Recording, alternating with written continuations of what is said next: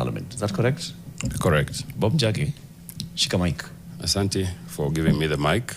The big idea here, which I want to share with the world, is that we need to transit from what you call the traditional party politics, which basically anchor what we're calling tribalism and negative ethnicity in our country.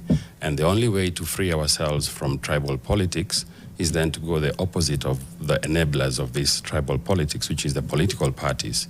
If you look at, so we are saying that we need to vote more independent candidates in the next elections from the presidency all the way to the MCA, so that we can free our institutions from the capture of political parties.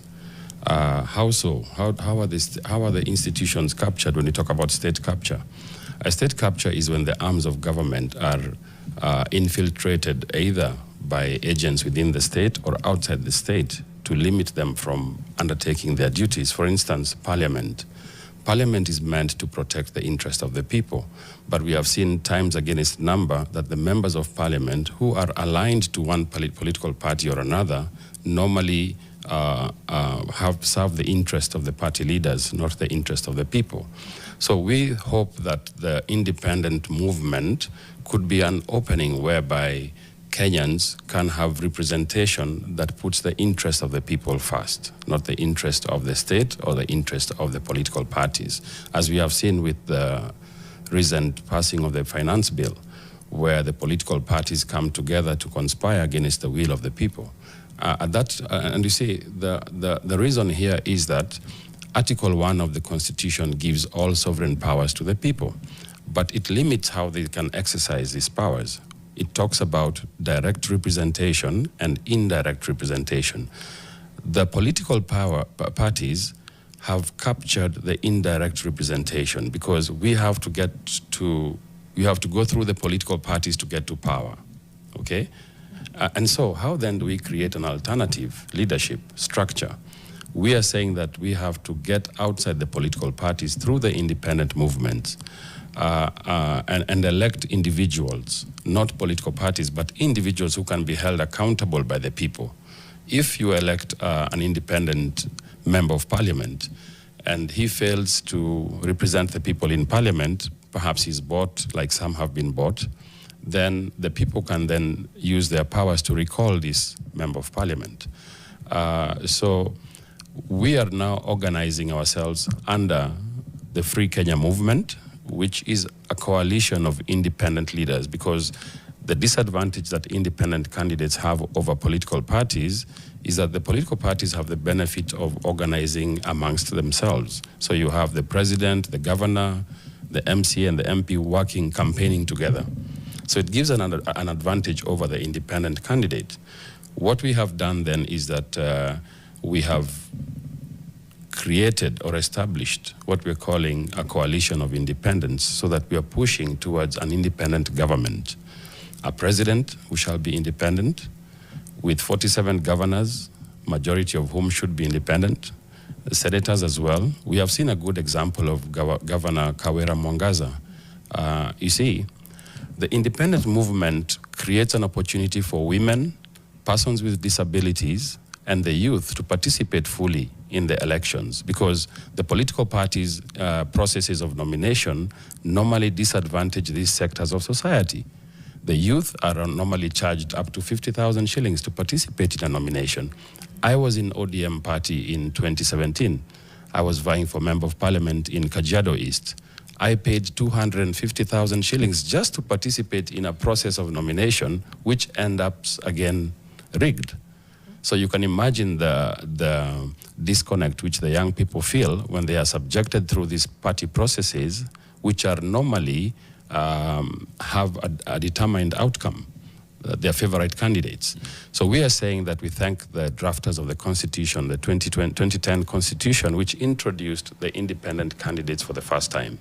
And Eric, if you look at the growth of the independent movement from 2013, we had a few candidates. We had about 4 MPs who were elected as independents in 2013. And then the total number of voters, 1.36% of the total number of votes were to independent candidates. That's in 2013. In 2017, we had 3 presidential candidates, 63 governor candidates, 69 women reps, 605 members of parliament, 2,918 members of the county assemblies vying as independents. That's in 2017. Out of this, we had 1 senator elected, 2 governors elected, 13 members of parliament, and 1 women rep, and 109 MCAs. That's in 2017.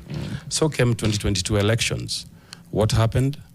The independent movement was frustrated by the Independent Electoral and Boundaries Commission. They came up with regulations towards the elections that required all independent candidates to provide photocopies of their ID cards for their supporters before being cleared to vie. This regulation was not imposed on the political parties. And the reason was that they saw that the movement had over 7,000 candidates who were supposed to vie. So these new regulations, we challenged them in the High Court in a petition E160 of 2022, and we won the petition. The regulations were declared unconstitutional, null and void by Justice Murima. Unfortunately, IBC went ahead to appeal that decision at the Court of Appeal. 3 years later, 2025, they have never filed any appeal. So what they did is that they disenfranchised independent voters from participating in the election. For the first time, we had no independent presidential candidate on the ballot. The only options was Raila Odinga, William Ruto, Wajakoya, and Mwaura. And 8 million Kenyans abstained from voting. That tells you that 8 million voters, especially Gen Zs, the youths, stayed away from the ballot because they did not see any candidate that represents their interests. So what are we doing about this? We have moved to the Court of Appeal with the support of the Kenya Human Rights Commission to ask the Court of Appeal to vacate that order of stay from the High Court so that independent candidates can enjoy their full political rights in the next elections, right? So that will open up another floodgate for more young people, especially the Gen Zs, the women, persons with disabilities, to come under the elections as candidates for independent positions. So this, we believe, is going to be an alternative leadership platform that is going to create a new governance system in this country. Perhaps I might just want to say that we have seen cases of independent leaders in Senegal recently. I think the guy who came in as an independent, was elected as independent. So we hope that Kenyans are warming up and understanding more about this. We are providing more political and civic education on how to vie as a candidate. In the next few weeks, we are going to set up the first independent candidate conference in Nairobi, and we're inviting all leaders who wish to participate in the next elections as independents to come together so that we start providing the alternative leadership. Thank you for the mic.